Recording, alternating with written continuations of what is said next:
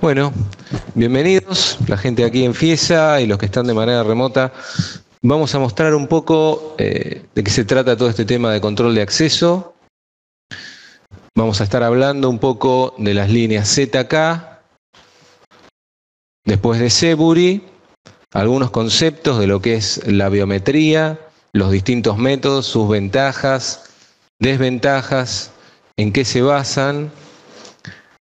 También una breve introducción y una configuración básica de lo que es el software con lo que trabajan los equipos ZK y luego algunos ejemplos prácticos de aplicaciones para que puedan diseñar algún tipo de proyecto e integraciones con otros sistemas. Bien, como primera medida nosotros podemos trabajar con parámetros biométricos, ya sea huella, rostro y demás, con tarjetas o con PIN, que en este caso, cuando hablamos de PIN, es password, ¿sí? Las tarjetas y el tema del PIN ya es ampliamente conocido por la mayoría de los sistemas de acceso, pero no tienen nada que ver con lo que es la biometría. Básicamente, como una introducción a lo que es una tarjeta de acceso, nosotros tenemos dos tipos de tarjeta. Los que son tecnología MIFARE y lo que es la tecnología EM-MARIN y MIFARE, ¿sí? Primero vamos a hablar de lo que es la RFID EM-MARIN, que trabaja en 125 kHz. Básicamente, si ustedes desarman una tarjeta o un tag, ¿sí?, que está a nuestra derecha, lo que tiene es una bobina, que es lo que hace de antena. El equipo emite una frecuencia. Al emitir esa frecuencia, lo que hace es energizar la tarjeta, porque la tarjeta no tiene una batería. A través de ese RF hace una rectificación, se energiza e intercambian los datos a través de esa portadora. Lee a través de el estándar, que es el WIGAN 26, y automáticamente, si coincide con el número que está enrolado en el equipo, lo valida. ¿Se entiende más que nada el principio de funcionamiento de este tipo de tarjetas? En general, las distancias a las cuales la pueden leer los equipos normalmente son entre 5 y 10 centímetros. Después, la otra tecnología son las tarjetas MIFARE. Ya trabajan a otra frecuencia, a 13,56 MHz. ¿Cuál es la diferencia entre la tarjeta ID y la MIFARE? Que la MIFARE tiene un tipo de encriptación, con lo cual es más segura. Y otra ventaja es que la SUBE es un tipo de tarjeta MIFARE. Con lo cual nosotros tenemos, después igualmente se va a repetir, dentro de la gama de equipos, los que tienen el lector EM-MARIN, con la tarjeta estándar 125, genérica, y los que tienen el lector MIFARE. En las listas de precios aparece como ID, que es el EM-MARIN, o MIFARE. Entonces, ¿qué es lo importante de que pueda leer la tarjeta SUBE? ¿Qué razonamiento hacen ustedes de eso? Que se puede... Habla por favor al micrófono. La SUBE individualiza la persona. Es exacto que corresponde a esa persona. Exactamente, y hay un tema adicional de que soporte la tarjeta SUBE. En general, las tarjetas, normalmente, uno a veces las intercambia. Sí, supongamos que vos sabés que vas a llegar más tarde, le dices a tu compañero, no me haces la gauchada, mira, te dejo mi tarjeta. Me fichás y listo. Eso es algo que a veces lo hacen, obviamente que está mal, pero si no hay una manera de verificarlo, si no hay cámaras en el lugar y demás, es como si la persona ya estuviera en el lugar y en realidad no está. En cambio, la tarjeta SUBE, como se usa para el colectivo, el subte y otro tipo de transacciones, uno en general no la comparte, porque tiene una carga y porque aparte, si no la tiene encima, el costo es mucho mayor. cuando tenga que tomar un transporte público. Entonces eso hace que sea más difícil el intercambio. Por un lado es un filtrado. ¿Sí? Ya hablando un poco más globalmente, si bien acá vamos a cubrir más de lo que en realidad después vamos a hablar, es simplemente para conocimiento general. Los sistemas biométricos se pueden separar en dos grandes ramas. Características fisiológicas que hacen a lo que es el aspecto externo o interno de la persona y lo que hace al comportamiento. Características fisiológicas, tenemos el ojo, el iris, la retina, lo que es el rostro y la mano, que podría ser, que ahí está faltando, lo que son las venas internas, por eso también hablaba de interior, la geometría de la mano y la huella dactilar.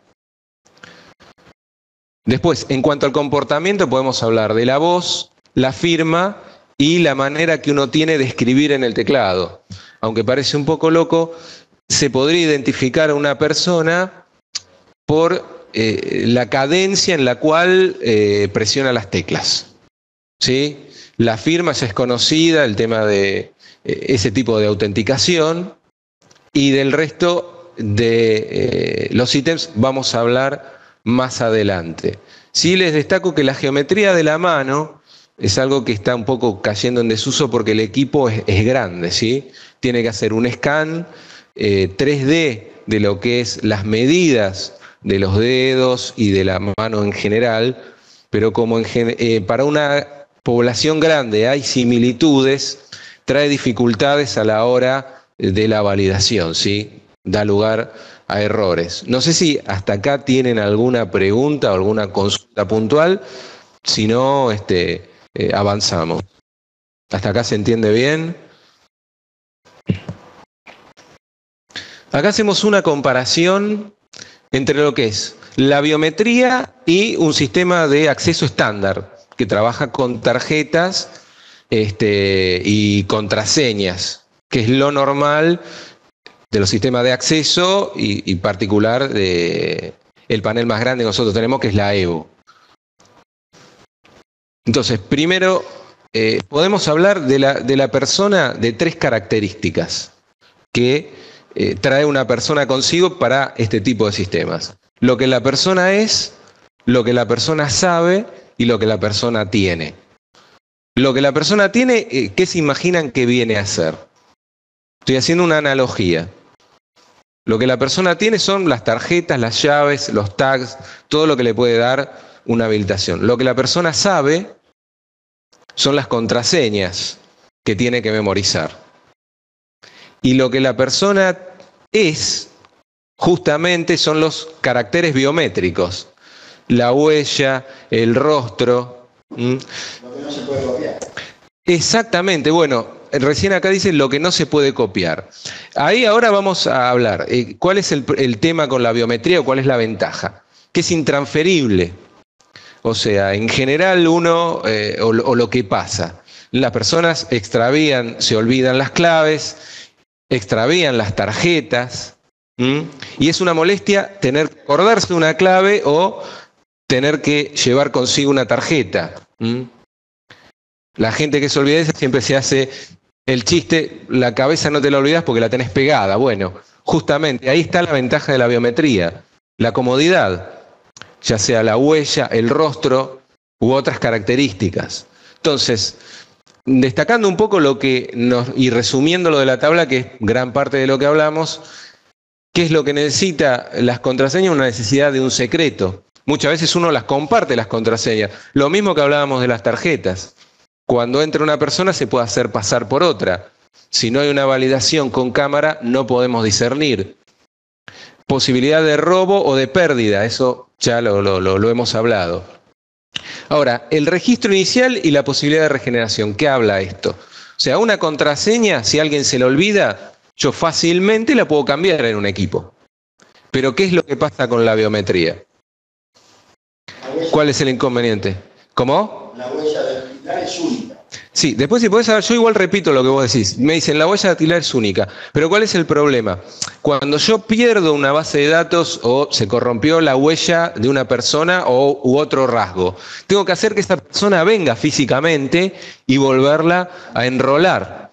En cambio, una clave o una tarjeta se le envía al domicilio la tarjeta, la clave de alguna manera se la puede volver a avisar por mail o por otro medio, entonces no tengo que molestar a la persona. El proceso de comparación, acá hablamos de la dificultad. Una contraseña es muy fácil de contrastar. En cambio, un carácter biométrico requiere todo un proceso.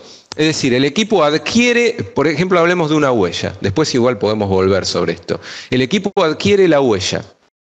Tiene que después, con un algoritmo, hacer la compresión y pasarlo a traducirlo a cómo está grabado en la base de datos de un determinado algoritmo, que cada equipo tiene sus algoritmos.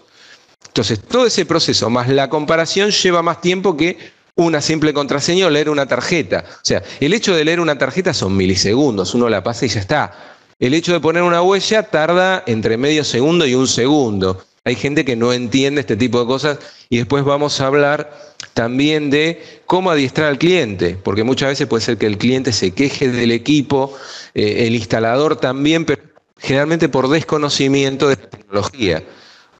Hay que adiestrarlo porque es una tecnología confiable que funciona bien, pero si es usada correctamente.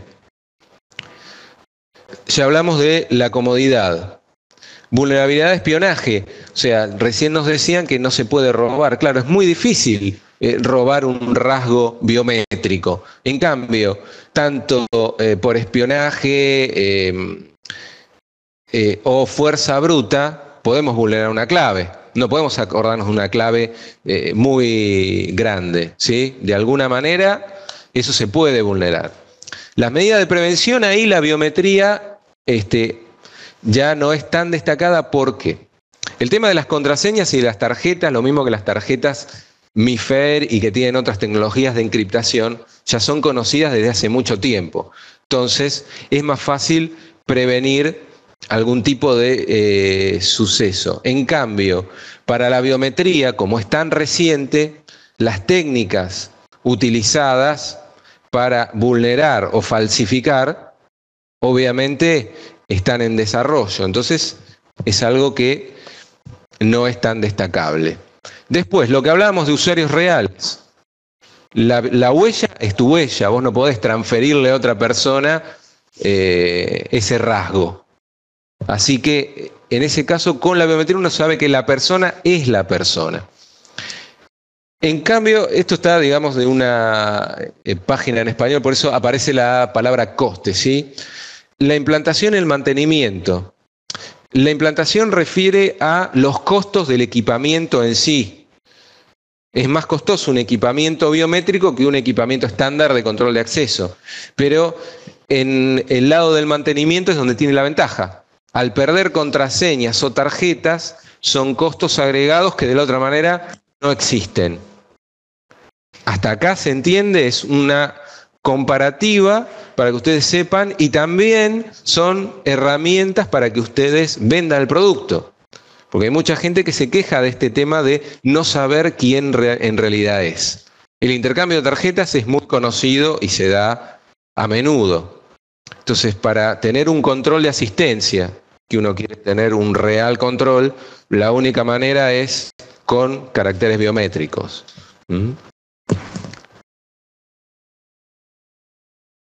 Vamos a hablar un poco cómo es el tema de la huella y las características, qué es lo que almacena y o toma el equipo. No sé si hay alguna consulta, acá vamos a ver por las dudas. No, todavía no tenemos nada. Por un lado, lo que es la huella dactilar tiene determinadas características particulares. Se llaman minucias o detalles de Galton, que es la persona que las descubrió. Entonces, dentro de la huella podemos encontrarnos con una isla, un punto, una bifurcación, ¿sí? O una terminación. Hay más características, tampoco voy a mencionar todas, pero pueden ver ahí lo mismo que venía enunciando, la que están abajo, un enganche, una trifurcación, doble bifurcación. ¿Qué es lo que pasa? El equipo, ¿ustedes qué piensan? Cuando uno enrola, cuando uno hace el proceso de enrolamiento, el equipo le pide 3 muestras. O sea, uno entra al menú, enrola el usuario, pone una vez la huella, repite y repite una tercera vez. Ahí ya el cliente en sí está enrolado. Pero, ¿ustedes qué piensan? ¿Que el equipo almacena una imagen de alta calidad o hace algún otro tipo de proceso?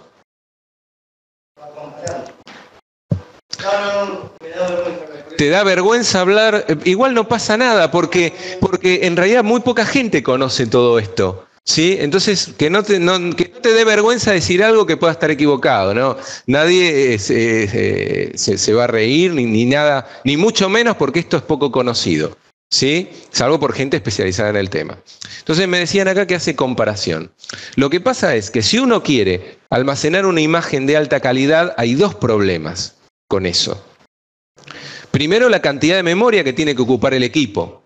Cuando tenga que hacer la comparación, todo el tema de computacional y la potencia que tiene que tener. Y tercero, la privacidad.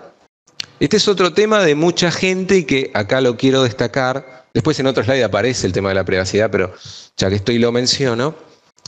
El tema es así. Si nosotros tenemos la huella de la persona almacenada en el equipo con alta calidad, automáticamente uno la puede replicar o hacer algún tipo de tema fraudulento, ¿sí? Entonces mucha gente se persigue porque puede ser,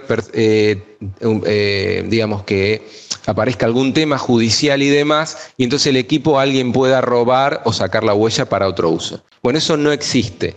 La realidad es que el equipo escanea la imagen con alta calidad y después busca todas estas características.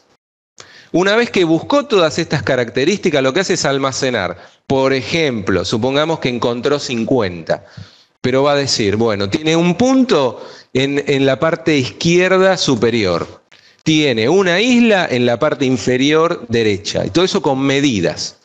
Entonces, ¿qué pasa? En el equipo se acumula un archivo en el cual físicamente le dice, esta serie de particularidades tiene la huella de este usuario, y estas locaciones. Entonces, cuando el usuario va, pone el dedo, lo que hace es escanear con alta calidad, comprimirlo, traducirlo, y una vez que tiene esa información, la compara contra la base de datos. Pero, ¿qué es lo que en definitiva está comparando? Simplemente un archivo que le dice las particularidades. Si nosotros, es decir, esto también aparte, está encriptado dentro del equipo. Igual supongamos que alguien roba esa base de datos encriptada.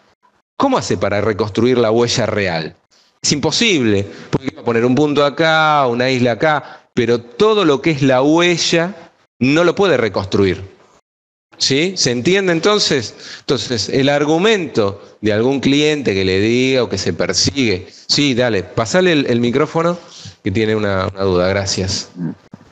No te consulto, o sea, no tiene una foto entonces del dedo, sino tiene... Claro, lo que no almacena una foto del dedo, sino que almacena las particularidades. Y eso va a pasar a un archivo y después a una base de datos dentro del equipo. ¿Sí? Entonces, ¿se entendió más o menos? ¿Está claro? Yo estaba haciendo la idea. A ver, sí, decime. La idea que es como que el equipo lo que toma son los distintos píxeles que tiene una imagen y los píxeles que son individuales, que no son muy repetitivos, son los que meten la base de datos. Es decir, si yo una imagen la parto como si fuese un rompecabezas, yo tengo un montón de partes que son iguales, esa la descarta y solamente va a guardar las partecitas individuales que no son comunes. Claro, en realidad no hace ese tipo de análisis. Lo que hace en realidad el equipo es buscar particularidades que ya están estudiadas. O sea, todas estas particularidades que yo le estoy diciendo son comunes a la población. Puede ser que tengamos una huella en particular que tenga alguna forma extraña o no conocida en todas estas. Igual hay más de estas minucias. No los quiero aburrir con demasiado, ¿sí? Pero lo que ocurre es que decime. No te consulto. O sea, cuando uno presiona en el vidrio, ¿no varían las dimensiones, esas cositas? Bueno, ahora vamos a hablar de todo eso. Termino este tema. Entonces, lo que se almacena en el equipo, en el archivo, son estas particularidades que están estudiadas y son comunes a la población en general. Entonces, ¿qué es lo que hace el equipo después? Supongamos que encontró 50. Después, eso tiene un umbral. Supongamos que encontró 35, 40, lo valida. Si no encontró esa cantidad que esperó ver, no lo valida. Esta es una diferencia de la biometría con lo que es una contraseña. La contraseña es digital, 1, 0. O coincide o no coincide. Acá estamos hablando de un criterio. El equipo aplica un criterio. Después cada equipo también tiene algoritmos, con lo cual la portabilidad entre marcas no es posible. Menciono el ejemplo, después capaz que vuelve, de un cliente que estaba trabajando con estos equipos con el algoritmo 9. Y ahora algunos equipos solamente tienen el algoritmo 10. ¿Qué pasa? Si trabaja con el algoritmo 10 y en la base de datos antigua tenía el algoritmo 9, no se lo va a poder transferir y no va a poder compartir los dos algoritmos. Entonces, ¿qué es lo que hay que hacer? ¿O qué es lo que hice? Pedir la modificación del equipo para que trabajara con el algoritmo versión 9. Entonces, no tuvo que, porque si no, ¿qué tenía que hacer? Llamar a todo el personal y volver a enrolarlo con el nuevo algoritmo. Esto lo menciono porque después pueden aparecer integraciones u otros productos que ustedes quieran compartir de otras marcas, salvo que tengan el mismo algoritmo, no van a poder trabajar entre sí. Si bien cumplen con estándares, porque la huella está estandarizado dentro de lo que es ISO, para lo que es la adquisición, después cada cual aplica sus criterios. Acá está lo que vos me preguntabas, y esto es lo que yo siempre menciono del tema de adiestrar al usuario. O sea, lo correcto es apoyar el dedo en la parte central de lo que es la parte de detección, ¿sí? La parte de escaneo. Es incorrecto si uno lo pone como en las dos primeras imágenes, en punta, de un lateral, inclinado o en el borde del sensor. Todo eso da a que primero dos problemas. Durante el enrolamiento uno tiene que tratar de que la calidad de la imagen sea la mejor posible. El equipo, si ustedes lo configuran, que es muy sencillo, les muestra el porcentaje de calidad de la huella. ¿Sí? Una huella muy deteriorada, el equipo les va a mostrar que tiene un bajo porcentaje. Y de hecho, si ustedes, el cliente coloca mal el dedo, le va a decir que es incorrecto el enrolamiento. Tiene que estar por encima de un cierto umbral. Entonces acá es donde vienen las quejas, o del instalador sin experiencia, o del cliente, o de un cliente que en realidad no quiere que lo verifiquen con huella, entonces pone así nomás el dedo. O sea, la realidad es que es un ejercicio, hay que hacer una determinada presión, no mucha y tampoco poca. Porque si es mucha, es como si uno en una impresora le pone demasiado toner, demasiado contraste. La imagen sale totalmente desdibujada. O lo contrario, si uno no hace presión, prácticamente no tiene imagen. Lo mismo ocurre, y en el próximo slide se ve, si tenemos el dedo completamente seco, ¿sí? O está mojado. En el caso de Scarred estamos hablando de un dedo que tiene lesiones. Entonces acá vienen ciertos criterios que son importantes de saber. Si el dedo está seco o muy mojado, hay que corregirlo. Si está muy seco, se puede frotar contra la frente, con un poco de grasitud ya se soluciona el problema. Y lo va a detectar bien. Pero hay que tener en cuenta este tipo de cosas. De la privacidad ya hemos hablado.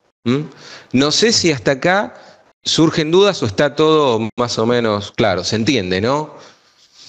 Después, otro tema más, que ahora me estoy acordando, es cuando ustedes se encuentran con trabajadores que pueden ser obreros o trabajen en carpintería o algún otro tipo de oficio que genera que las huellas tengan un deterioro grande. Ahí va a ser bastante problemático el tema de trabajar con este tipo de tecnología y seguramente van a tener que ir o por la tarjeta o por otra tecnología biométrica. Después vamos a hablar del resto de las opciones. Entonces ustedes se tienen que imaginar que en una población de una oficina, en el cual en general las manos no tienen deterioro prácticamente, cada 200 personas estadísticamente van a tener problemas con una persona. No obstante, ustedes pueden probar cuál es, siempre conviene enrolar los dedos de una mano y de la otra, ¿sí? Por lo menos uno y uno, y también, en caso de que haya problemas, probar con todos los dedos. Seguramente que alguno va a ir bien. Y si no, bueno, la tarjeta o probar con alguna otra característica biométrica. Si hasta ahí se entendió, seguimos con el tema de la detección de rostro. En el tema de la detección de rostro, nosotros lo que tenemos es que el equipo también toma 3 muestras, pero lo que hace es mapear lo que es el hueso detrás del rostro, ¿sí? Con lo cual, determinadas características, como podría ser que uno tenga la barba, el bigote o un corte de pelo diferente, no va a perjudicar esta tecnología. Lo que hace el equipo en definitiva es, algunos trabajan con imágenes 3D, otros en sistemas 2D o Eigen Faces. No voy a ser muy profundo en esto porque los voy a aburrir, pero simplemente el equipo lo que hace es descomponer la imagen. Como si ustedes hicieran una transformada de Fourier o algo parecido, ¿sí? Si alguien conoce de estos temas, entonces se descompone la imagen y se arma un archivo. Pero antes de eso, con la huella no ocurre tanto, pero el tamaño de la cara o de la región craneana en general es diferente para la población. Entonces el equipo lo que tiene que hacer es normalizarlo. O sea, ajusta el tamaño de cada uno de los usuarios que estén enrolados, después hace una descomposición y una vez hecha esa descomposición, lo que hace es almacenarlo en un archivo. De vuelta, lo que se almacenan no son imágenes, sino una descomposición de la imagen original. Toma medidas entre lo que es la pera, los pómulos, la nariz, los ojos, diferentes distancias y proporciones. Y en base a eso, valida o no al usuario en particular. ¿Qué es lo que ocurre? Yo me he enrolado con anteojos. No es conveniente, pero igualmente funciona. Si me saco los anteojos cuesta un poco más, tarda un poco más de tiempo el equipo, pero después valida. Lo ideal es que el cliente no tenga ningún tipo de implemento, ni una gorra, ni un anteojo, ni nada parecido. Pero el resto de las características no hará cambios. Acá lo que se ve, lo que comentaba, que la descomposición de la imagen, si uno después todas esas muestras que despliega el equipo, la suma, llega a la imagen original. Acá no hay mucho más. Esto es lo que ven ustedes en el equipo. Acá tenemos justo un equipo, después bueno, lo vamos a ver en acción, de detección de rostro. Estos equipos tienen pantalla táctil y ahí lo que vemos es, aparece un cuadrado para enrolar el equipo y uno lo que tiene que hacer es centrar el rostro en ese rectángulo. El rectángulo lo va variando el equipo de lugar y le va pidiendo para hacer las 3 muestras. Una vez tomadas las 3 muestras, y como ven aparece una barra que dice Quality. Eso nos dice la calidad de la imagen que está recibiendo. ¿Sí? O sea, ustedes tienen que, el equipo en general se instala a 1,20 m, 1,5 m, y uno tiene que mirar hacia el equipo, y el equipo, guiado por voz, le va diciendo que coloque el rostro centrado en ese rectángulo. Toma las 3 muestras y ya está. No sé si hasta acá hay dudas, ¿se entiende bien cómo se enrola y cómo trabaja? Sí. Habla por favor al micrófono, ahí lo tienen. Bueno, decime. ¿Bien cerquita o no van a escuchar? Dudas. Sí. Vamos a suponer de que yo al equipo le pongo una foto. Sí. En vez de la persona. Sí. ¿Cómo determina? Y si en vez de la foto es una estatua del rostro. Bueno. Tengo una respuesta, la otra no la tengo. Si se pone, es decir, algunos equipos Y algunos sistemas, ya que lo menciono, trabajan solamente con una cámara de alta calidad. Entonces, eso va a una base de datos y una computadora analiza una imagen tomada por una cámara. En este caso tenemos un hardware. Trabaja con una cámara dual. Si uno le pone enfrente una foto, no lo detecta como un rostro. Tiene que haber un rostro real, ¿sí? Ahora, si uno trabaja, como vos me decías, con una estatua, un maniquí o algo que sea un mímico de la persona, la verdad no hice la prueba, ¿sí?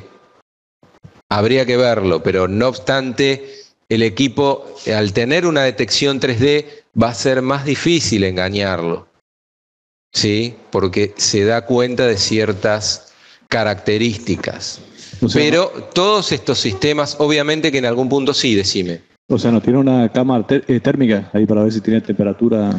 Podría incluir una cámara térmica. En este caso es simplemente una cámara 3D, porque tiene un sensor dual y también tiene infrarrojo, con lo cual de noche puede hacer una captura, ¿sí?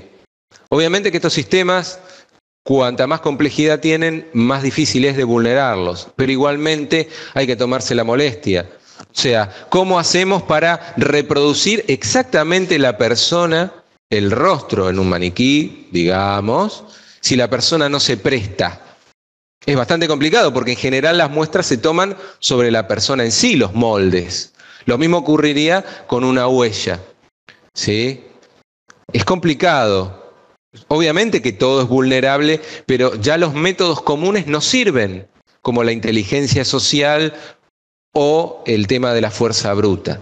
En este caso eso no aplica. Sí, preguntada nomás. Pero ahora, o sea, con el tema esto de las impresoras 3D que son tan comuncitas por ahí, con la impresora 3D. Es algo que, digamos, tampoco es costoso y no es tan común. Digamos, ahora se está viendo un poco más.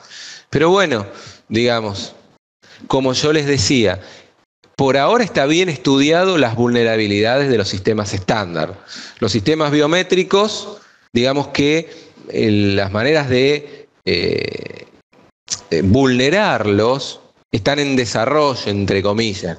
El que quiere vulnerarlos va a estar investigando. Pero como esta tecnología está en desarrollo, cada vez aparecen nuevas cosas, como podría ser una imagen térmica, ¿sí? Hay algunos sensores que tienen un PIR, entonces si uno pone un dedo que sea inerte, que no sea el real de una persona, se va a dar cuenta.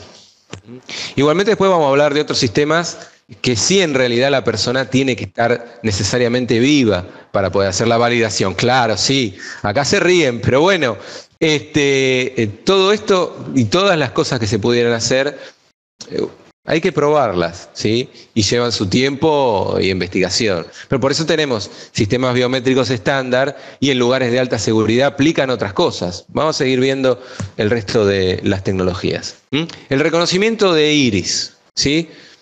Esto ya acá es mucho más difícil. Acá lo que se toma es una imagen de alta calidad. Cabe destacar que muchas veces uno tiene que también, después lo vamos a ver en un cuadro, cada rasgo biométrico tendrá su carácter único.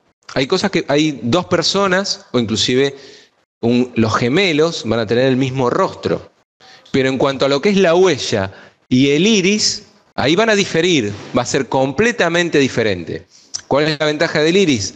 Que desde el nacimiento hasta los 2 años hace sus cambios. Ya después permanece invariable. Salvo que la persona tenga una lesión ocular, después no va a tener ningún tipo de inconveniente o variación en el tiempo. Es otra cosa que también uno tiene que ver, la variación en el tiempo de los caracteres biométricos. ¿Sí? Entonces, ¿qué es lo que se toma? Una imagen de alta calidad. Con esa imagen de alta calidad se almacena en un archivo nuevamente y después se hace la comparación. En este caso es una tecnología veloz, rápida y que puede ser utilizada para una población amplia. Tuve la oportunidad, todavía no lo he visto, que esté disponible a la venta como a manera de prototipo en la Expo del año pasado, en ZK, y tuve la oportunidad de probarlo, un equipo de detección de iris, ¿sí? O sea, el equipo tenía una parte semiespejada, cóncava, en la cual uno miraba y se veía reflejado el ojo. Uno permanecía unos segundos, hacía el scan y listo. Después yo me volví a acercar y hizo la validación. ¿Sí?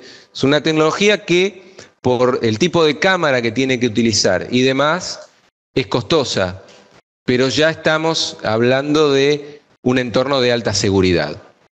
Otro tema también, después que va a venir con el cuadro y lo vamos a charlar al final, es cuáles son las características biométricas o los equipos más preferidos por los clientes, porque va a haber métodos más molestos, ¿sí? O menos molestos para lo que es el uso en general. ¿Hasta acá se entiende? Bueno. Lo que estábamos hablando del tema de vulnerar, ¿cómo harían ustedes? Esto lo que hace es, o sea, nosotros podemos trabajar haciendo un escáner de lo que son las venas de la mano, ¿sí? Ya estamos hablando del interior del cuerpo, ¿sí? Está disponible un equipo de ZK que es el FB200, que lee lo que es el entramado venoso de una falange, ¿sí? Lo he probado el equipo, también en ese mismo stand casualmente, y es una tecnología muy interesante. O sea, existen las dos variantes, escanear toda la mano o escanear solamente alguno de los dedos, ¿sí? Esto aplica a un sector de alta seguridad, o sea, aplicado en bancos o en organizaciones militares y demás. Y acá viene lo que ustedes preguntaban de cómo vulnerarlo. ¿Cómo haría, por ejemplo, para robar esto? Es prácticamente imposible. ¿Y cómo hago para reproducir el entramado venoso de una persona? Prácticamente imposible, ¿sí? Entonces, como ven, las distintas tecnologías aplican a diferentes sistemas de seguridad. Eso creo que responde un poco tu pregunta de lo que vos decías de poder robar, si bien es muy difícil porque requiere colaboración de la persona. Claro, esto sí, ya va mucho más allá. Claro, ahora sí ya en el equipo directamente del archivo que tiene los datos de esa persona, digamos el archivito por ahí, que se consigue el archivito. Claro, pero el archivo, si se roba no se puede reconstruir, o sea, volvamos a lo que es la huella como para ir redondeando. Supongamos que yo robo el archivo, pero el archivo tiene singularidades. ¿Y cómo hago para reproducir la huella física? No tengo las curvas, no tengo la imagen. La imagen que toma el equipo cada vez que yo intento validarme es solamente una imagen que va a una memoria temporal, se comprime, sufre el mismo procedimiento con el cual se almacenó y punto. El equipo anterior que nosotros veíamos, lo mismo que el resto de los equipos, algunos permiten almacenar las fotos, ¿sí? Pero es simplemente una foto de baja calidad que la muestra cuando la persona se valida, nada más.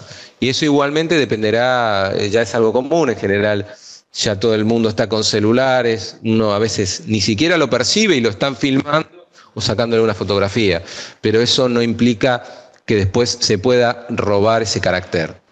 No sé si hasta acá se entiende bien lo que es la tecnología y lo interesante de estar escaneando una parte interna al cuerpo. Ya es otro nivel de seguridad completamente diferente. Acá estamos hablando también de otro carácter que es el tema de la retina. La retina es el nervio que está por detrás de lo que es el ojo, ¿sí?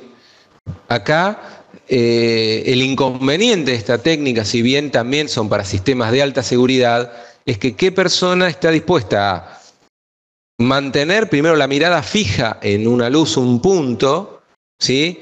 Que lo estén apuntando para hacer el scan, y son más o menos entre 15 y 30 segundos que tiene que estar esperando para todo ese proceso. Y después, cada vez que tiene que hacer la validación, son también una demora entre 10 y 15 segundos y mirando un punto fijo. Apoyarse sobre un lector, ¿sí? Es bastante complicado. Esto es completamente diferente de lo que es el iris. El iris se escanea rápido porque es simplemente la imagen de alta calidad del ojo. En este caso, la cámara tiene que llegar al fondo de lo que es el ojo y hacer un scan. Es todo por imagen. O sea, esto trabaja, esto toma un parámetro de imagen de lo que es, o sea, recién hablamos de las venas que están en la parte de las falanges, ¿sí? O de la mano completa. Y en este caso toma el patrón de venas, pero de la retina. Entonces, todo este tipo de métodos, obviamente que suponen una dificultad a la hora de copiar o fraguar. Sí, y requieren, obviamente, que la persona esté físicamente. No sé si hasta acá hay dudas, seguimos. Esto es bastante directo y bastante sencillo. Esto parece que te estuviera haciendo una tomografía, ¿no? Claro, o sea, es decir, es una tecnología que tiene una complejidad importante y también el cliente, si tiene que realizar este tipo de, digamos, tarea, primero para enrolar y después para hacer la verificación, se va a rehusar seguramente. O sea, esto va a estar aplicado a sistemas de alta seguridad, lo mismo que el anterior que estaba mencionando, ¿sí? Que obviamente van a ser contadas las personas que lo van a usar. Para grandes poblaciones se utilizan los otros métodos, ¿sí? Reconocimiento de voz. Otra tecnología que es también dentro de las que antes mencioné, como era la firma y otras cosas, que no perdemos el tiempo con eso, ¿sí? Pero simplemente lo menciono, el tema de la voz, que es algo también muy variable. O sea, una persona que está enferma o que tiene después una lesión en las cuerdas vocales va a cambiar. Según lo que uno habla, también varía. ¿Y de qué manera uno podría fraguar esto? Si la persona dice una palabra o la repite. Es muy fácil vulnerarlo. ¿Cómo se imaginan que lo podría vulnerar? ¿Se les ocurrió de las otras cosas? ¿Cómo es? Bueno, me dicen que lo graba. Claro, si yo grabo la voz, ya automáticamente lo reproduzco y lo va a validar. Entonces, ese es un problema. ¿Cómo lo podría subsanar?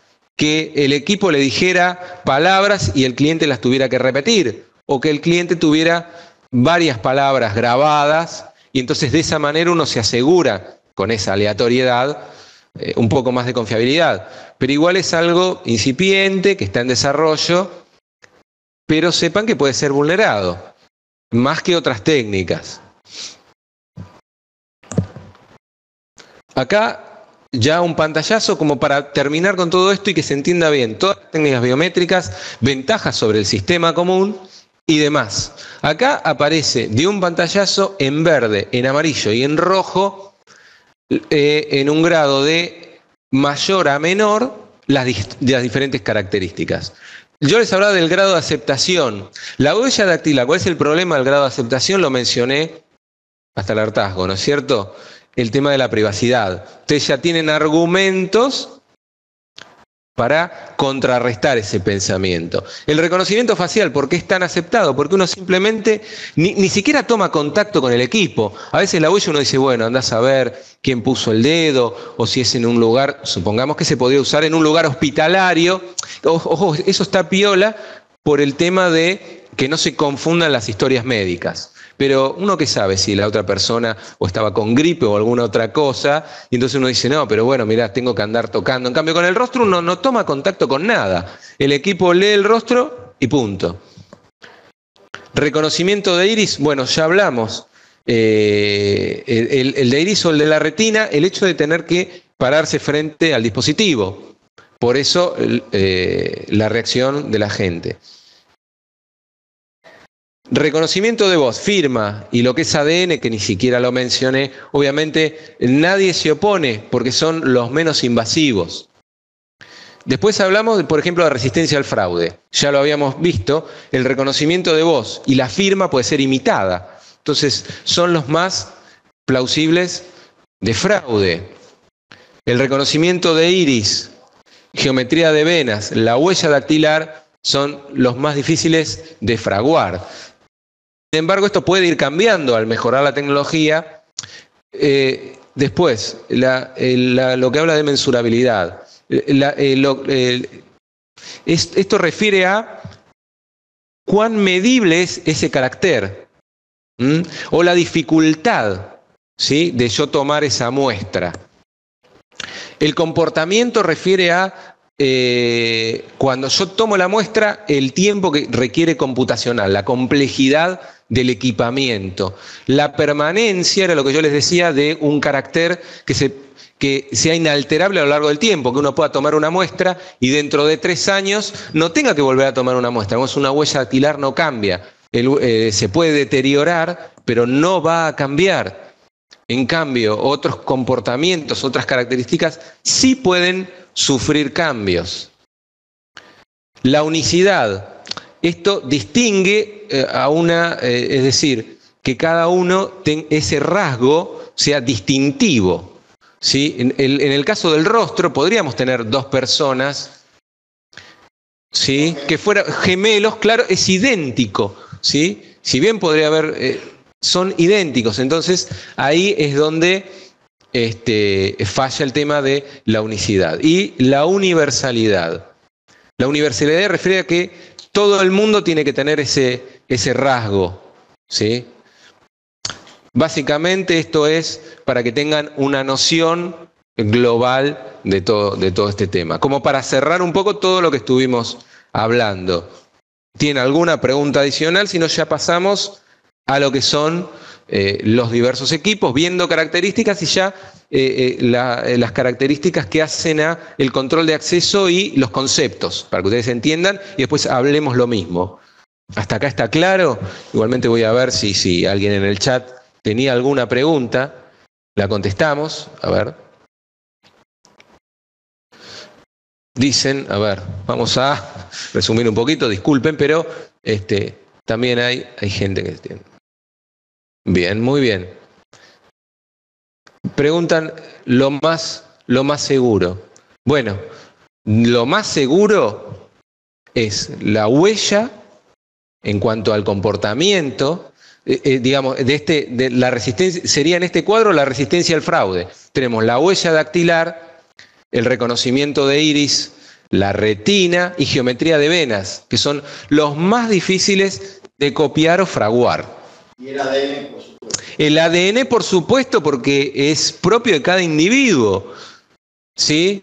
El reconocimiento de la firma y el de voz son los más débiles. La firma se puede imitar y la voz se puede grabar. Entonces, ahí sí hay dificultades.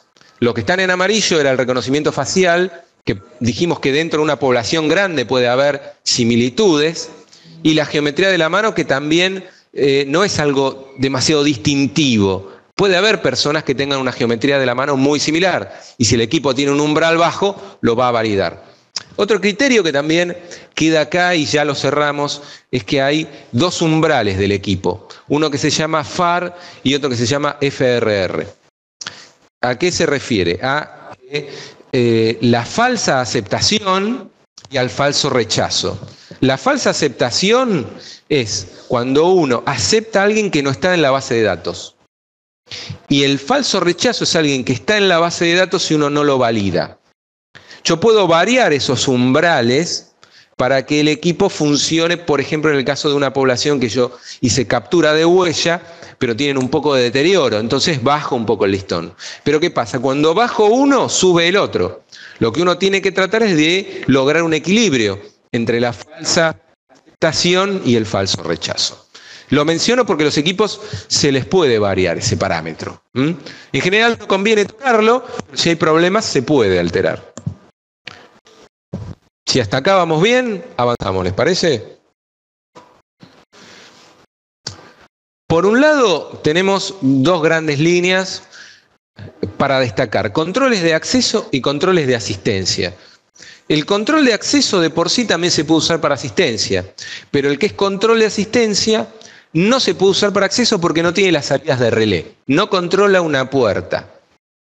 La diferencia fundamental es el equipo que está detrás de la entrada, como tenemos nosotros ahí, en la puerta, y uno simplemente lo que hace es poner la huella una vez que entró y punto. Pero ¿qué pasa? Uno a veces se puede olvidar o me olvidé a propósito, ¿sí? Qué raro, ¿no?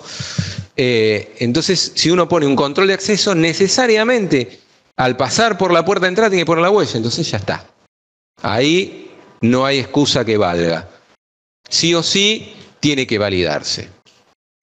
Todo esto se los explico porque son argumentos y cosas que el cliente seguramente a veces les va a decir. Bueno, yo voy a poner el equipo, pero bueno, mira, no me ficha nadie. Bueno, lo pones detrás de la puerta de entrada o la puerta de entrada de la oficina y listo. La persona tiene que fichar porque si no, no entra. Entonces, distingámoslo. Hablamos de huella por tarjeta, por PIN, password, detección de rostro y también, por ejemplo, el equipo que tenemos ahí es multimodal. Uno podría decirle que el usuario pase la tarjeta y después valide el rostro. ¿Sí? Entonces hablamos de la conexión para la cerradura, el magnético de puerta, igual que un control de acceso. O sea, vos podés ponerle el magnético de la puerta para detecte si hay un forzado, el botón de REX, para que, presionar, ¿saben lo que es un botón de REX? Presionan el botón y pueden salir. El Request to Exit. Y la alarma, si alguien lo fuerza, tiene un relé separado para alarma. Eso se puede usar para integración con un panel que tuvieran en el lugar o para hacer sonar una sirena. También útil para el tema de la coacción que después vamos a hablar. Los equipos que aplican a esto son el F8, el eFace, que es el que tenemos ahí, y el SC403. Cada uno con sus particularidades. Los controles de asistencia también tienen el mismo tipo de detecciones, pero sin conexiones para puerta, como les mencioné. Tenemos L9, BF300 y S200. Ahora vamos a ver cada equipo en particular después. Las formas de conexión, RS232-485, lo más usado que es TCP/IP, directamente conectarlo por redes, lo más cómodo para poder accederlo localmente o remoto. Después vamos a hablar de eso, se pueden acceder remotamente los equipos. USB y USB host. USB hace mención a lo que es un conexionado a PC, como podría ser cualquiera de los otros métodos. Y, a ver, no sé, ¿alguien golpeó? Me pareció, ¿no? Y USB host, ¿saben a qué refiere el USB host en este tipo de equipos? ¿No? Bueno, los equipos que tienen USB host permiten la conexión de un pendrive. Supongamos que el equipamiento está en un obrador, entonces no tenemos posibilidad de conectarle una PC, ni red, nada. Entonces el equipo se pone ahí directamente y una vez por día, una vez por semana, se inserta un pendrive y se bajan las fichadas. Después con el pendrive voy al software y hago la bajada. En el caso de la validación, yo lo valido. En el caso de la validación... ¿Podés acercarte bien porque no van a escuchar? Sí. En el caso de la validación lo hago en la oficina y después con el pendrive lo llevo al equipo. Se puede hacer, o sea, uno podría tener en la oficina, supongamos, un lector de huella, después lo vamos a ver, enrolarlo en el software, cargarlo al pendrive y después subirlo al equipo. Se puede, o sea, ¿qué es lo que permite de esta manera? Subir usuarios, no fichajes porque eso es almacenaje del equipo. O sea, uno lo que puede subir al equipo es usuarios, mensajes, que después vamos a ver a qué refieren, y hacer bajada de fichajes, y entonces uno puede importar y exportar entre software y equipo. WIGAN, que es la interfase universal de conexión entre sistemas de acceso y lectores. Web Server, que el equipo permite acceder a una página web y ver los movimientos. ¿Sí? Si bien es mucho más limitado que el software, permite ver los fichajes, modificar algún usuario y demás. Y modo de conexión Wi-Fi y GPRS. Eso es opcional, algunos equipos lo traen o se pueden pedir. Y según el uso, que sea autónomo, todos estos equipos pueden trabajar de manera autónoma o que sea controlador o que sea lector. El equipo controlador es el mismo que el autónomo, pero permite adicionarle un lector. ¿Sí? Después lo vamos a repetir seguramente. Entonces, los equipos que tengan la interfase WIGAN, que es universal, si tienen WIGAN, ustedes tienen que ver si es entrada o salida o las dos. Si es salida, puede ir hacia un sistema de alarma que tenga o de acceso que maneje la interfase WIGAN. Y si es entrada, se le puede conectar un lector. ¿Cuál es la ventaja? Yo quiero que no quiero que presione el botón de REX. Yo quiero que el que entre y salga de la puerta tenga que poner la tarjeta, la huella y se tenga que validar. Y es más, quiero saber si entró o salió, el sentido. Entonces, digamos, si yo tengo todos los equipos distribuidos también con esto y el sentido de circulación, yo puedo tracear por dónde pasó una persona y en qué momento, porque todos los registros se acumulan. ¿Hasta acá se entendió bien todo esto? Muy bien, perfecto. Las funcionalidades, DURES. DURES en estos equipos hace referencia a la coacción. Uno podría definir un comportamiento, un password o una huella de coacción. ¿Qué pasa? Con esa huella de coacción disparamos el relé de alarma del equipo. Y eso puede disparar una sirena o ir de manera silenciosa a un panel. En un panel, en una zona, ya les estoy comentando algún tipo de integración que mande un pánico silencioso, entonces ese monitoreo llega a través de esa zona, si está bien etiquetado en la plantilla, que hubo un evento de coacción en un determinado lugar con el control de acceso. Sí, a ver, gracias. Sí, ¿cómo sería una coacción con la huella digital? La coacción con la huella digital es muy similar a lo que es un panel de alarma. Ustedes ya todos conocen la coacción en un panel de alarma. Bueno, cuando uno pone la huella va a abrir la puerta, pero va a activar el relé de alarma. Aparte de abrir la puerta, activa el relé. Entonces, ese relé, ese contacto que se cierra o se abre, uno lo lleva a un panel de alarma. Ese panel de alarma automáticamente va a reportar a monitoreo por esa zona que hubo una coacción. O sea, ¿cómo es la diferencia entre cuando es uno pone la huella normal o cuando uno pone la huella con coacción? Bueno, uno cuando enrola al usuario va a decir si una huella va a ser de coacción. Uno tiene que tildarlo en el equipo que va a ser de coacción. Entonces, esa huella supongamos que tiene el pulgar para entrar normalmente y el dedo índice para la coacción. O para que ustedes digan, bueno, para que no haya tantas sospechas, podría trabajar de diferente manera, o trabajar siempre con tarjeta, o cuando use la tarjeta, pero en general siempre es preferible trabajar con diferentes dedos. Entonces, automáticamente va a ir el tema de la coacción. ¿Sí? No sé si se entendió, ¿no?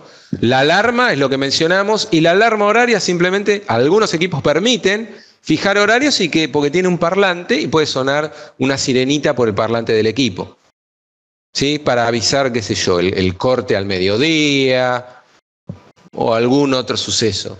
El SMS refiere a que como los equipos tienen pantalla, se le pueden poner mensajes. Cuando pasa un usuario determinado, supongamos, no se olvide que mañana tiene que ir a tal cliente a hacer una visita. Entonces, a manera de recordatorio sirve. O no se olvide de la reunión que tenemos hoy a las 10:45. Sí, a ver, ¿me querés preguntar algo?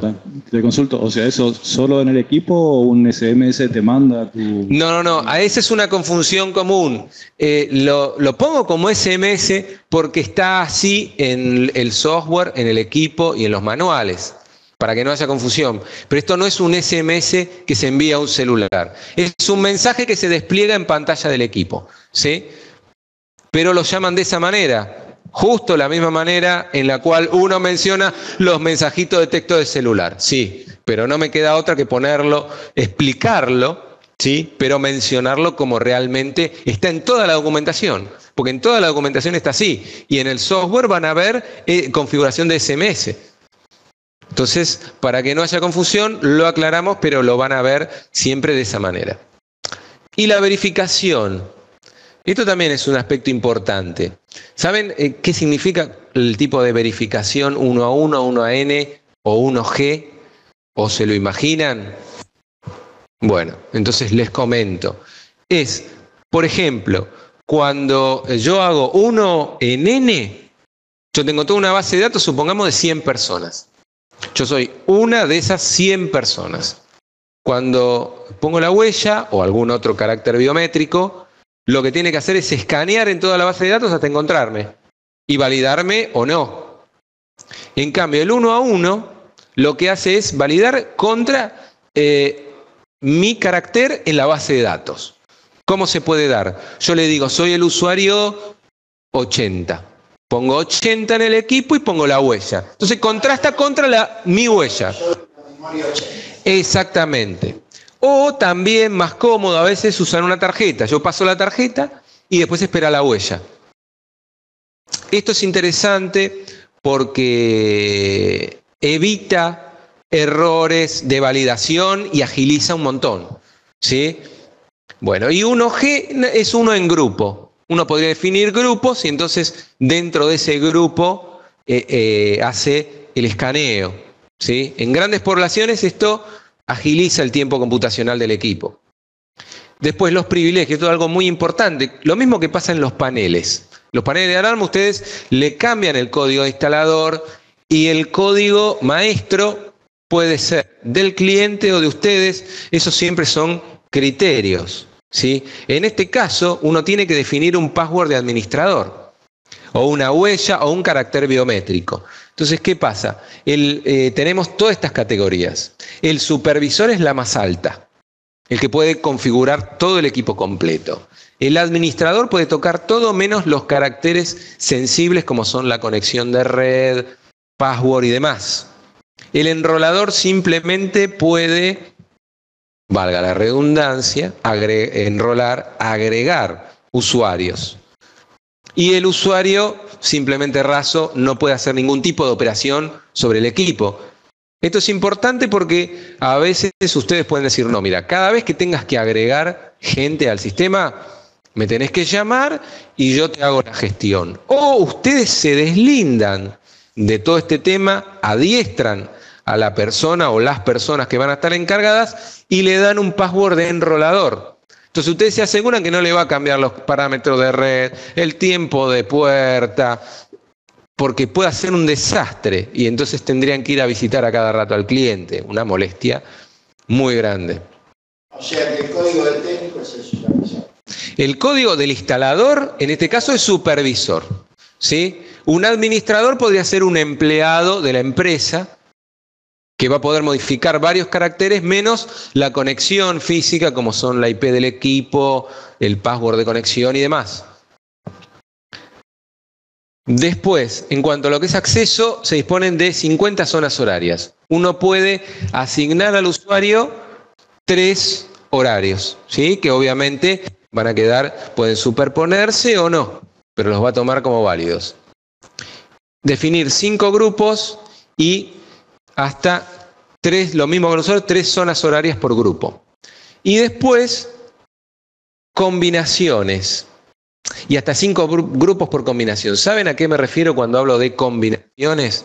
Que eso también sería un nivel más de seguridad.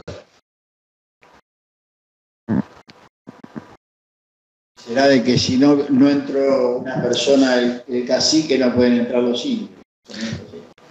Es así, pero exactamente, pero se da que tienen que validarse 2 o 3, al menos 2 personas en el mismo instante.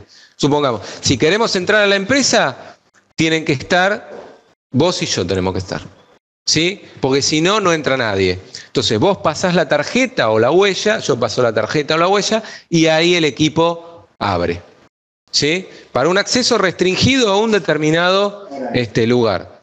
Sí. Ahora en un ratito vamos a cortar, pero quiero terminar con la idea de esta parte.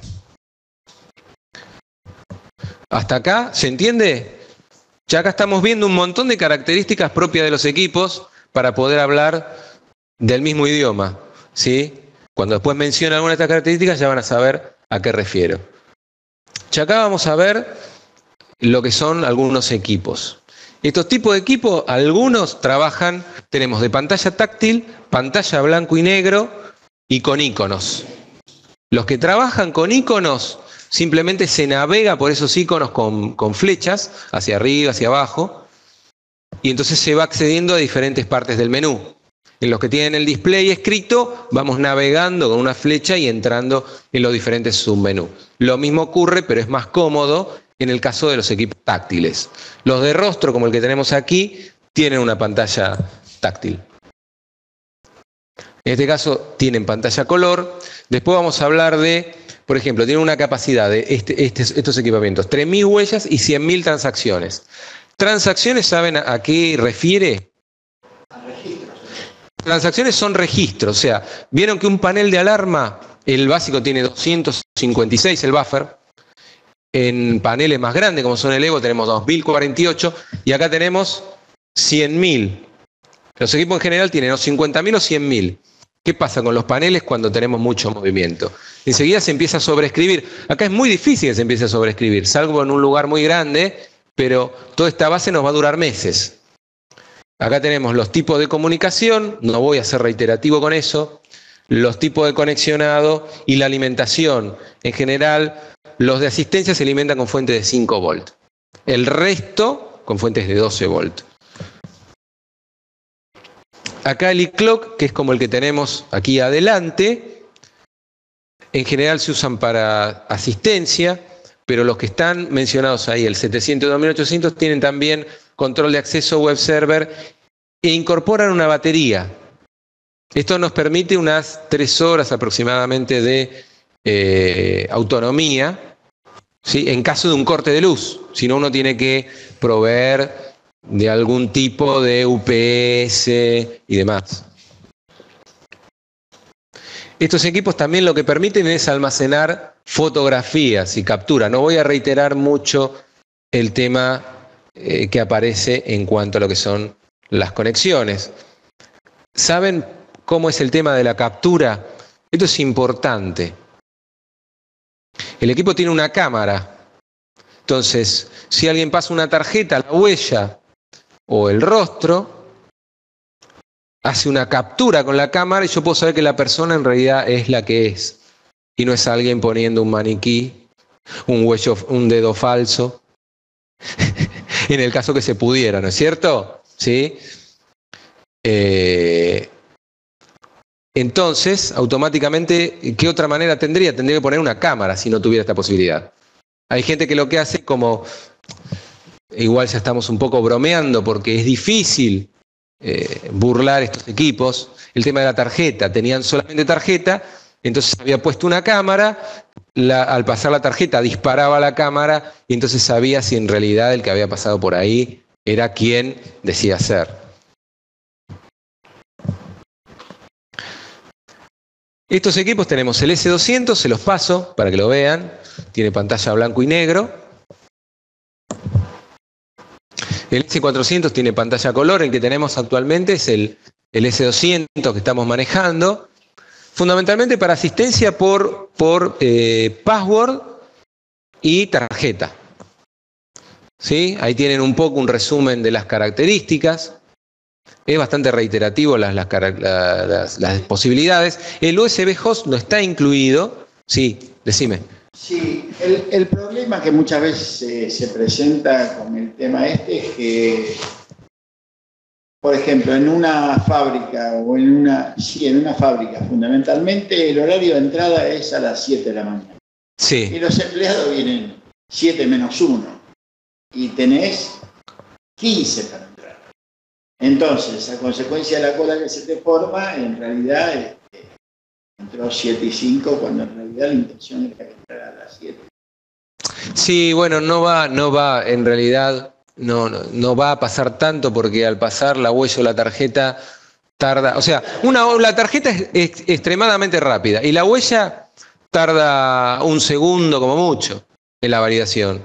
Pero uno tiene que ser piola en, si hay problemas en el lugar de validación de huella o de un carácter, puede haber dos problemas. O tiene necesariamente deteriorada la huella o cuando se tomó la muestra no se la tomó con la suficiente calidad.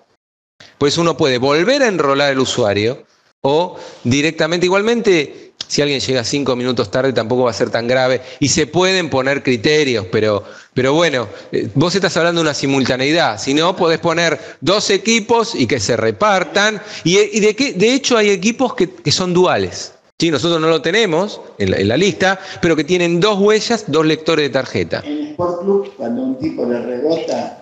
Más cerquita, por favor. En Sport Club, el gimnasio, cuando un tipo le rebota, vos tenés a 15 que lo quieren matar atrás del tipo. Me imagino. Porque no le abre el molinete y no tiene forma de correr si dejar que pase los demás. Lo dejaron de usar por ese motivo. Está bien, pero en esos casos lo que tienen que hacer es ir por más de una tecnología biométrica o darle la posibilidad de la tarjeta. pero ser discrecional con el tema de la tarjeta. Y también yo creo que la huella tiene que usarse en un lugar que necesite una alta seguridad. Si no, con la tarjeta ya alcanza, ¿sí? Entonces hay que tener un poco de criterio. Y si hay mucha gente, bueno, pongamos 5 equipos, 10 equipos, varios molinetes, o sea, ya sé que es un costo extra, pero uno lo que quiere es en definitiva también la comodidad del usuario, o sea, la conveniencia de la empresa para evitar que venga un amigo trayendo la misma tarjeta, sí, porque eso puede pasar, un amigo, un familiar, salvo que alguien después mire por las cámaras y diga, che, mirá, vos acá ponete las pilas porque esto así, viste, no va.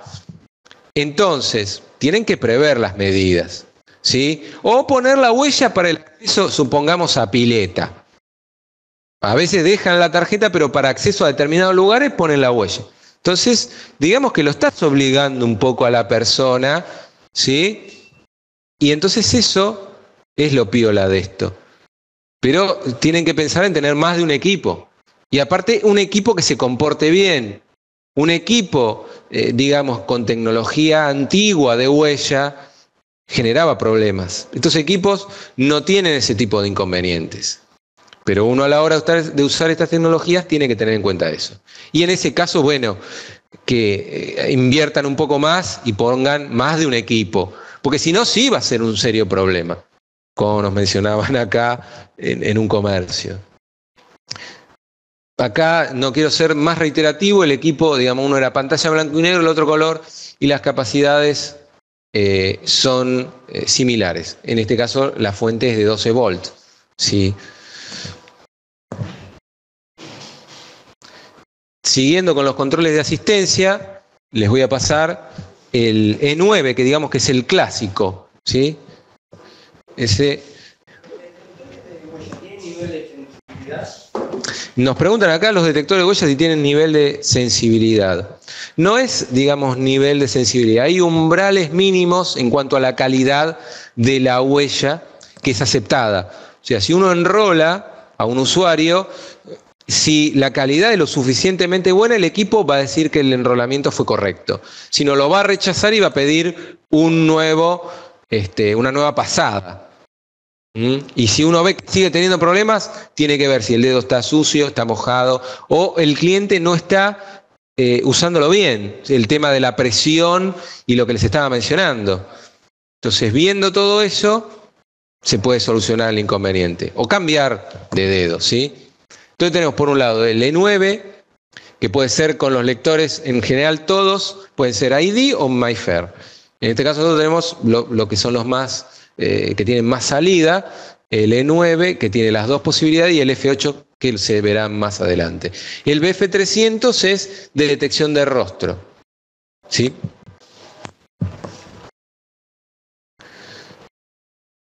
Este tiene una pantalla blanco y negro, que es el que recién les pasé. Las posibilidades de conexión son las mismas, pero recuerden que no tienen conexión a relé. La alimentación en este caso es de 5 volts, 2 amperes. Tengan en cuenta que hay una fuente específica para lo que es los controles de acceso. Es diferente de las fuentes de cámaras. En cambio, los equipos que van con 12 volts se puede utilizar la misma fuente de las cámaras. Le digo porque cambia lo que es el plug. Hay que tener en cuenta este tema. El BF300 tiene lector de rostro, como les decía, y de proximidad. Y después tienen que ver ustedes la capacidad de estos equipos. Esto maneja 200 rostros. ¿Sí? Todos tienen la posibilidad de TCP/IP, esto es muy importante. Toda esta gama de equipos se pueden conectar por red. Es algo muy cómodo. Y se alimentan con 12 volts. No sé si hasta acá tienen dudas de las características. Es sencillo, lo tienen de hecho en la lista de precios. Vamos a hacer un ejercicio, les voy a pasar la lista de precios. Vamos a hacernos preguntas de aplicaciones para que ustedes sepan qué les conviene utilizar en un escenario, en otro, e integración. Acá vemos el eFace, que es el que tenemos ahí, que después lo vamos a mostrar en acción. El F8, que ahora se los paso, tiene también los dos tipos. Este es el clásico de lo que es control de acceso. Esta diferencia diferencia del anterior, tiene salida de relé. Claro, este equipo, el F8, tiene salida de relé. Entonces tiene salida de relé, salida de alarma. Y esto nos permite la posibilidad de también conectarle un lector. A este equipo se le puede conectar, después lo vamos a ver el lector, que es el FR1200, que lo que permite es, del otro lado, poner un lector de tarjeta y huella. ¿Sí? Eso es muy piola. Y tiene la posibilidad porque ese lector admite estar en exterior. Entonces está bueno para poner el equipo en la parte interior y el otro lector en la parte externa. Otro equipo de lo que más sale en el CC403 maneja solo tarjeta. Acá tenemos el eFace. Ya de 200 del otro equipo pasamos a 500 rostros. ¿Sí? En este caso tenemos dos USB host. Uno en el costado y otro en la parte inferior, trasera, para poder hacer capturas y llevar al software. 100.000 transacciones y trabajan ya toda esta gama con 12 volts. Simplemente voy rápido, ustedes díganme si voy demasiado rápido, pero es simplemente enunciar características particulares de cada equipo. Ustedes cuando lo vean lo van a poder interpretar porque hicimos todo un análisis de qué era cada cosa. El F8 tiene un display blanco y negro, ya ven, 2.200 huellas, 30.000 tarjetas y 50.000 transacciones. Ustedes no tienen límite de usuarios. El límite de usuarios siempre va a estar dado por la tecnología que están usando, ya sea la tarjeta o la huella. Siempre se van a ver limitados por eso. En este caso tiene entrada y salida Wigan. La salida Wigan la pueden conectar a otro equipamiento y la entrada para conectarle un lector común o el otro que lo vamos a ver más adelante. Puede trabajar con, y eso no lo mencioné, el anti-passback. ¿Saben lo que es el anti-passback? Bueno, ya que no lo conocen, voy a mencionar a qué refiere el anti-passback. Eso es una posibilidad de control de acceso que si una persona no entró, no puede salir. ¿Sí? Una persona necesariamente tiene que haber entrado para poder salir. ¿Querés aportar algo? Porque veo, bueno. Entonces, ¿qué es lo que pasa? Y no puede salir si no entró. Ahí está, o sea, acá me mencionan no puede salir si no entró. Sí, el antipago se puede setear en un sentido, en el sentido contrario o en los dos. Yo puedo hacer que sea el que no entró no puede salir, el que no salió no puede entrar, o que sean las dos cosas. Entonces, acá es donde viene que alguien se olvida la tarjeta y pasan dos juntos. Uno pasa la tarjeta y pasan los dos juntos. Después la otra persona no va a poder salir, salvo que alguien le abra la puerta.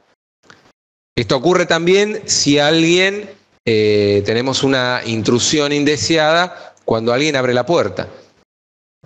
El mismo caso.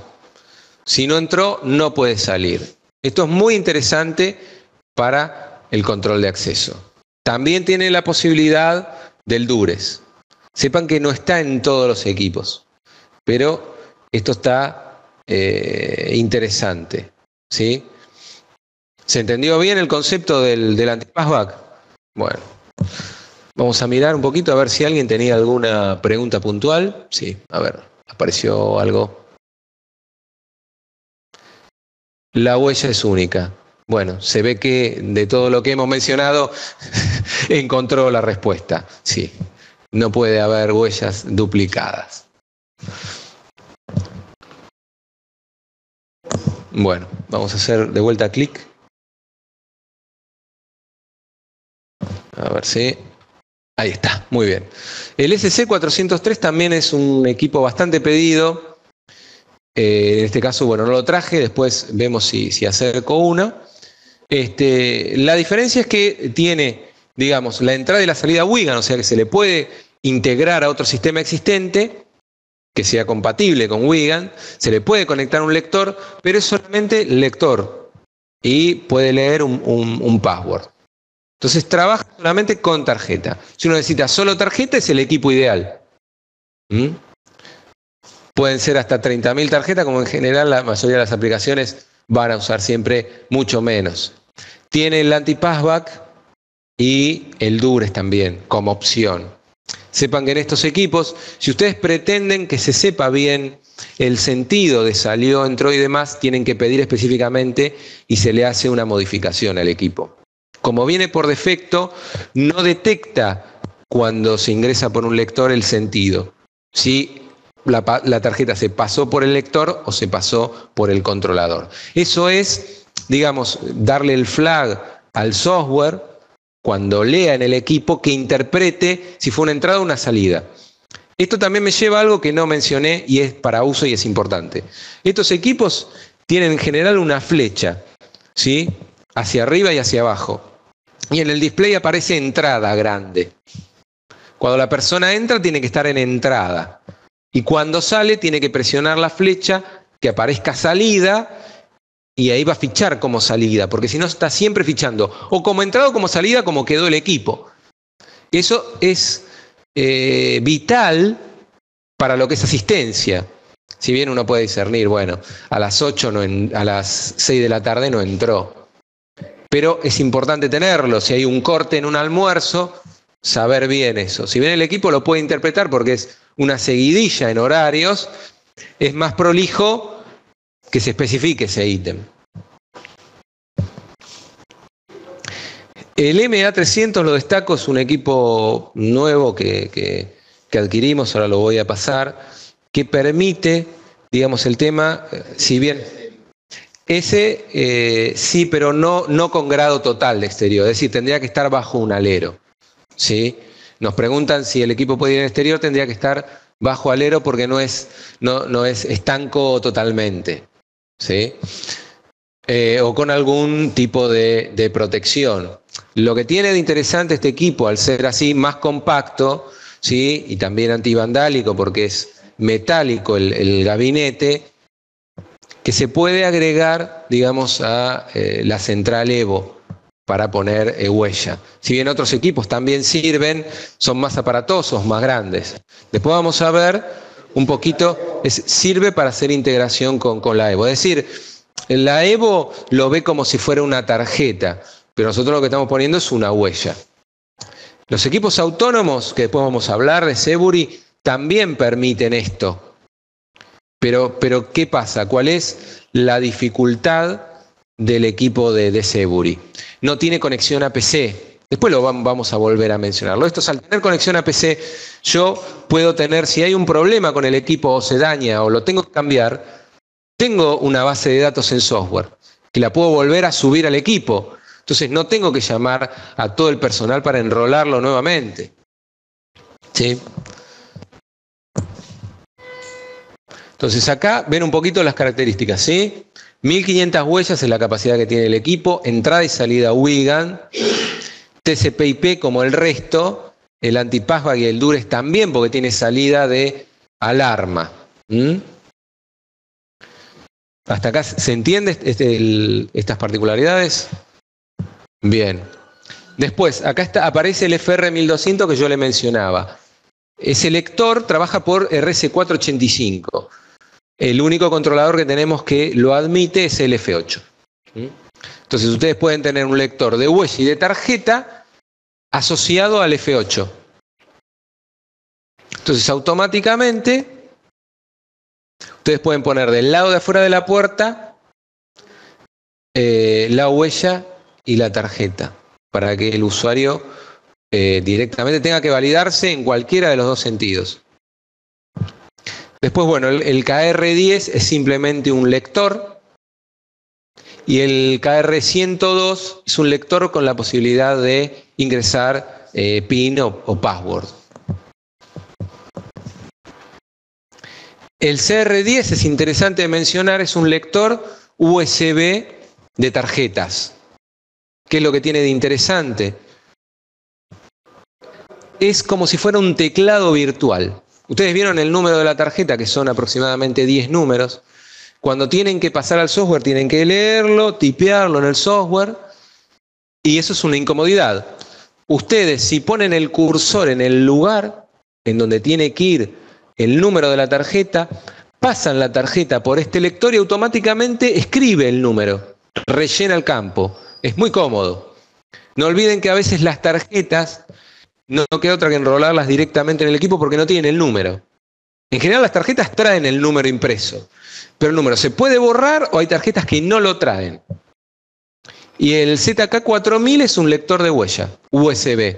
Ustedes podrían enrolarlo directamente en el software o en la oficina de personal, llamaría, digamos, a la persona nueva o si tuviera que hacer alguna modificación, lo enrola directamente con ese lector USB y después lo sube al equipo.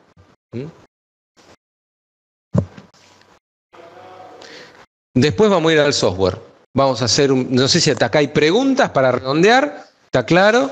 Bueno, hagamos nomás un pequeño break, unos 5 o 10 minutitos, y en un rato estamos de vuelta.